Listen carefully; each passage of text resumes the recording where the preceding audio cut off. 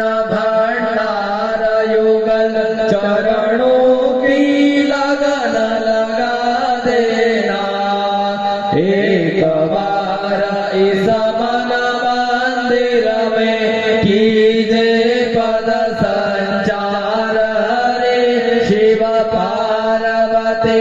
पति हर हर शंभो पाहे पाहे दातार रे